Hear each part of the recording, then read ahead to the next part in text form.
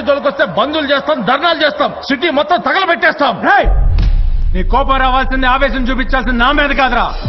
వెళ్తున్న రోడ్డు మీద గజానికి ఒక గుంత చూసినప్పుడు నువ్వు ఎన్నుకున్నావే లీడర్, వాడి మీద రావాలరా కోపం.